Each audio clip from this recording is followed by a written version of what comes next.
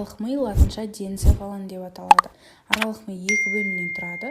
Таламикалық бөліміне таламус, метаталамус, эпиталамус жатса, гипоталамикалық бөліміне сұр төмпе, құйғыш воронка, гипофиз, көру трактісінің қиылысы және емізік тәрізді дене жатады. Таламикалық бөлімі жоғарғысын құраса, төменгі бөлімін гипоталамикалық аймақ құрайды екен. Таламус таламикалық аймақтың бірінші құрылымы көру төмпесі деп те аталады. Ол ядролардан тұрады. Ол ядролардың әрқайсының өзіне тән қызметі бар екен. Және таламустың ортасынан бізде үшінші қарынша өтеді. Эпифиз эпиталамус деп те аталады. Қызметі толықтай зерттелмеген. Эндорфин, энкефалин, простагландин сияқты биологиялық белсенді заттарды бөледі.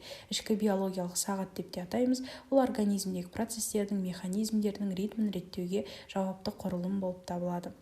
Қызылмен көрсетілген, яғни мынау домалақ болып тұрған, ол бізде эпифиз болып табылады. Келесі метаталамус. Метаталамус, мынау бізде ортаңғы ми, сол ортаңғы мидан бөлініп шыққан осы екі құрылым метаталамусты құрайды. Латеральды құрылымы, ол бізде көрудің қыртысасты орталығы болып табылады. Ал медиалысы болатын болса, ол естудің қыртысасты орталығы болып табылады екен.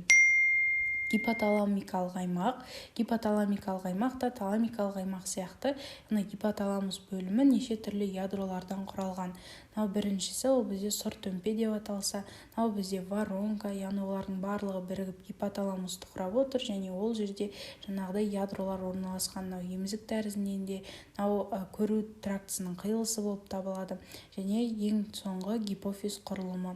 Ол жерде сұр төмпеде, яғни нейросекреторлы көптеген нейрондар орналасқан. Осы нейрондардан шыққан аксондар гипофизге келеді, және олардан бізде статиндер, либериндер гипофизде бөлінеді. Гипофизге бөлінген статиннің немесе либеринге сай гипофизден тағы да гормондар бөлініп шығады. Мысалы, тиреотропты гормон, АКТГ, соматотропты гормондар бөлінеді. Солайынан гипофиз басқа да бездерді басқарады екен, яғни басқа ішкі секреция бездерін басқарады. Осындай гипофиз бен гипоталамустың біріккен жұмысынан бізде гипоталамус гипофизарлы жүйе құрылады екен. Эндокринді жүйе жалпы кері байланыс арқылы жұмыс жасайды.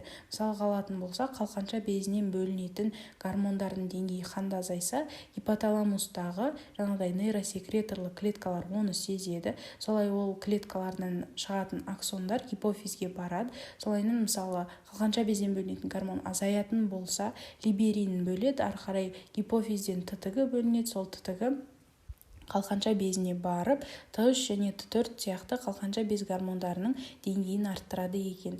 Нейрогуморальды жүйе бар. Ол дегеніміз нервтің эндокринді бездермен жұмыс жасауы, яғни нервтің жаңағыдай эндокринді бездердің жұмысын басқаруы болып табылады.